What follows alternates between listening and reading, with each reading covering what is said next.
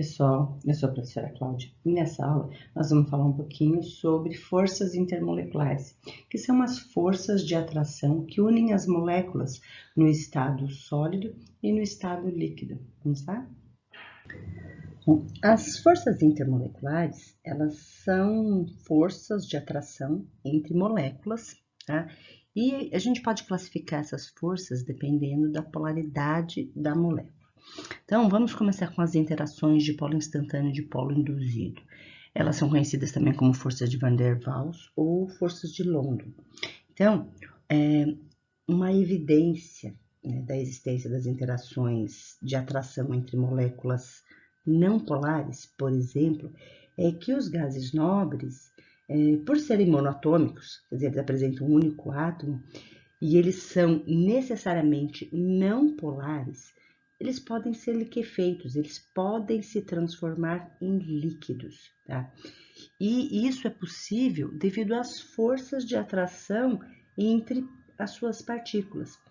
Além disso, compostos apolares, como por exemplo os hidrocarbonetos que formam uma gasolina, eles são líquidos. Um dos compostos lá da gasolina é o isoctano. Ele é um hidrocarboneto, ele é apolar e é líquido.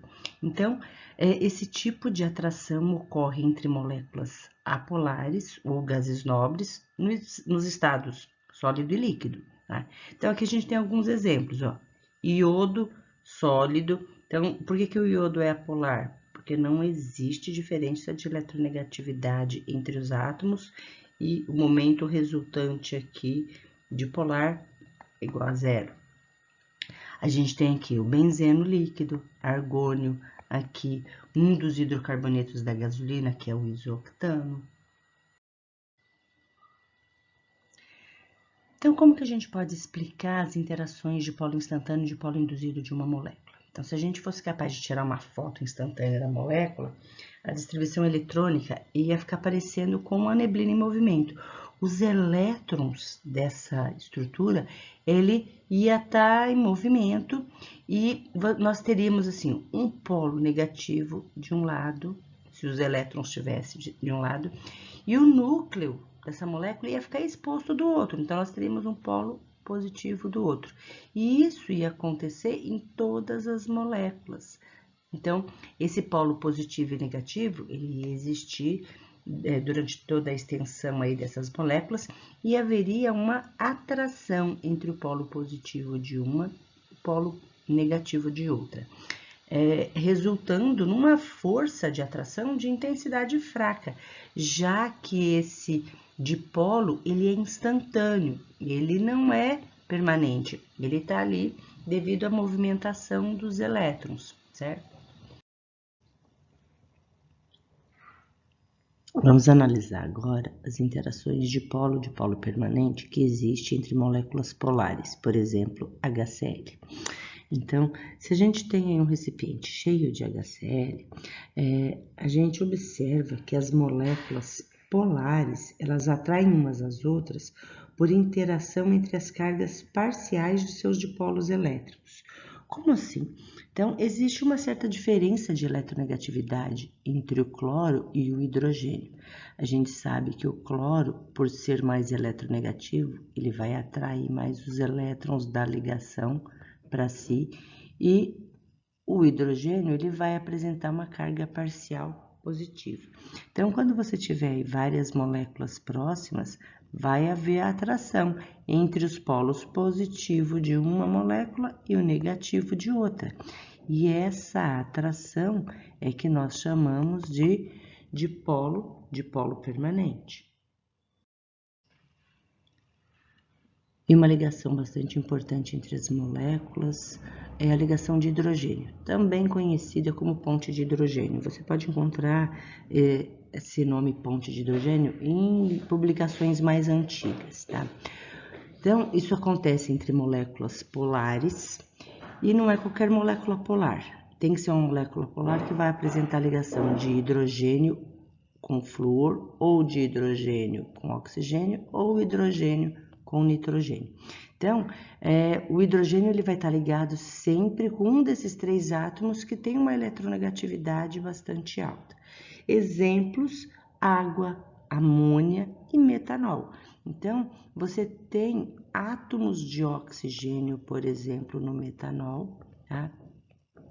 Você vai ter aqui um polo negativo e um polo positivo.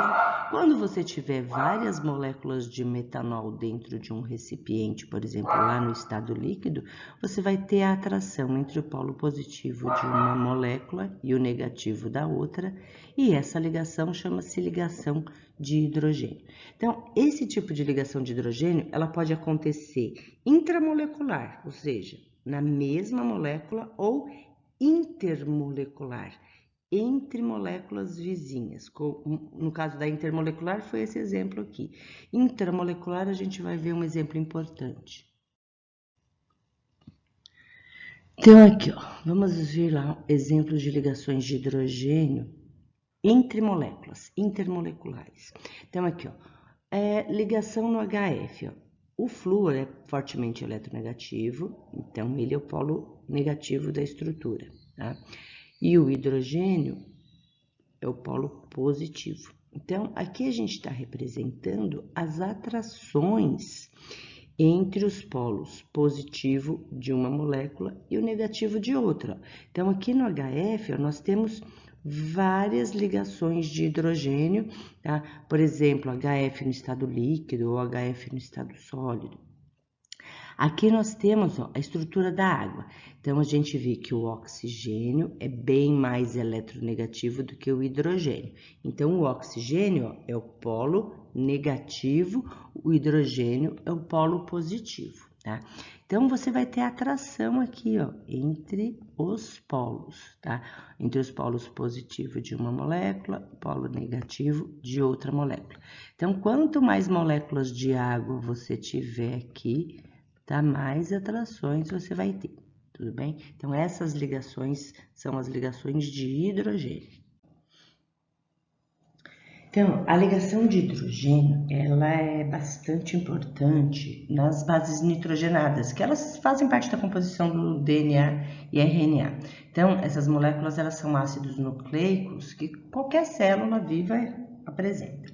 Então, elas são divididas em bases púricas ou purinas, por exemplo, adenina e guanina, tá? E tem as bases pirimídicas ou pirimidinas, que é a citosina, a timina e a uracila. A uracila, ela substitui a timina no RNA. Então, por que essas substâncias elas podem apresentar ligações de hidrogênio? Porque você pode ver, ó, na estrutura delas, ó, tem nitrogênio, ó, ligado com hidrogênio. Todas elas apresentam o nitrogênio ligado com o hidrogênio, o que possibilita a formação das ligações de hidrogênio. Então, como acontecem as ligações de hidrogênio nas bases nitrogenadas? DNA, por exemplo. Então, no DNA nós temos a adenina, que se liga com a timina. Então, nós temos aqui, ó, nitrogênio, que é o polo negativo, e o hidrogênio, que é o positivo. Então, essa parte da molécula positiva vai atrair a negativa da outra. Aqui, de novo, ó, vai fazer ligação de hidrogênio, porque nós temos, ó, o hidrogênio, que é o polo positivo, o nitrogênio, que é o polo negativo. Então, haverá uma atração com o polo negativo da outra molécula, tá? Aqui, ó, guanina e citosina, ó. Então, nós temos aqui, ó, hidrogênio, nitrogênio, ligação de hidrogênio, olha aqui, ó, quantas ligações de hidrogênio. E são essas ligações de hidrogênio que possibilitam as estruturas do DNA e RNA apresentarem essa conformação que nós chamamos de dupla hélice. Então, aqui você pode ver, ó, representado em verde, nós temos, ó, a adenina, e amarelinho a timina, azul é a citosina, rosa aqui tem a guanina. Então, toda a estrutura do DNA vai apresentar ligações de hidrogênio, que são ligações que mantêm essa estrutura estável. A intensidade das forças intermoleculares, ela depende da diferença de eletronegatividade entre os elementos. Então, as ligações de hidrogênio, elas vão ser mais intensas do que a de polo permanente e mais intensas do que a de polo instantâneo de polo induzido. Por exemplo, nas moléculas de água, então você tem a ligação do hidrogênio com o oxigênio. Você tem aqui polos, né, negativo e positivo. Então, quando você tiver moléculas de água, a atração vai ser relativamente forte entre os polos dessa molécula. Agora, se você for comparar com HCl, é uma molécula polar como a água. Temos aqui polos positivo e negativo. Então, veja, o cloro é mais eletronegativo do que o hidrogênio, mas quando você tiver moléculas de HCl próximas, a intensidade da força de atração não é tanto quanto na água, porque a diferença de eletronegatividade HO é bem maior do que HCl. Então, as forças de interação aqui no HCl, elas são mais fracas do que as da molécula de água. E o dipolo instantâneo e o dipolo induzido, elas têm uma intensidade de força de atração menor ainda, porque a diferença de eletronegatividade entre os átomos é bem menor. Então, por exemplo, aqui no CH4, carbono e hidrogênio. Essa molécula é uma molécula apolar. As ligações têm uma diferença de eletronegatividade baixa e quando você tem moléculas sendo atraídas umas pelas outras, essa força de atração, ela vai ter uma intensidade bem mais fraca do que as existentes na água ou no HCl, por exemplo. Então, nós temos aqui as ligações de hidrogênio, tem uma intensidade forte, a de polo permanente, a intensidade de atração média, e a de polo instantâneo, de polo induzido, fraca. Qual é a relação que existe entre as forças intermoleculares e os pontos de fusão e ebulição das substâncias? Então, a gente sabe que quanto mais intensas forem essas atrações intermoleculares, maiores serão os pontos de fusão e de ebulição. Então, da ligação de hidrogênio forte, de polo permanente é média e de polo instantâneo de polo induzido é fraca. Mas o que isso tem a ver com as mudanças de estado físico que são representadas pelos pontos de fusão e ebulição das substâncias? Então, vamos analisar qual é a relação que existe entre a mudança de estado físico das substâncias e as forças de ligação entre moléculas. Tá? Então, por exemplo, o que acontece, quais são as ligações rompidas ou enfraquecidas quando aquecemos gelo até a fusão total? Então, o que é o gelo? O gelo é água no estado sólido, tá? Quando você tem gelo no estado sólido e você aquece até a fusão total, você vai ter água líquida. Tá? Então, você está aquecendo. Então, quais são as ligações rompidas ou enfraquecidas? Então, veja, no estado sólido, as partículas estão muito próximas umas das outras e unidas pela ligação de hidrogênio, no nosso exemplo, gelo. Tá? Quando você tem água líquida, as moléculas, elas não estão tão distantes assim e continua havendo ligações de hidrogênio entre as moléculas de água. Então, você tem aqui, ó, vamos supor que nós estamos representando aqui as ligações de hidrogênio no gelo. São as moléculas de água lá no estado sólido. Então, quando você tem água no estado sólido e você aquece até a fusão total, você vai ter água no estado líquido. O que você fez?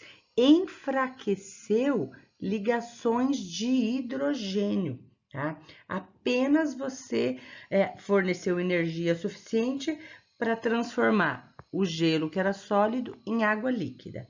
Agora, e quando você aquece a água líquida até a ebulição total, o que você está fazendo? Você está rompendo as ligações de hidrogênio, porque veja, quando você tem o líquido e você passa para o estado gasoso, ó, as moléculas ficam bem distantes umas das outras. Então, você continua tendo água, porém agora no estado gasoso. Então, aqui você está rompendo as ligações de hidrogênio. E quando muda do estado sólido para o líquido, você está enfraquecendo as ligações de hidrogênio.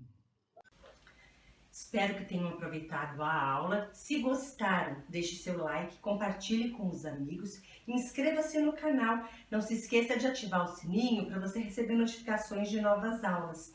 E sempre que necessário, consulte as playlists. Lá deve ter algum assunto de seu interesse, tudo bem? Tchau, tchau, pessoal!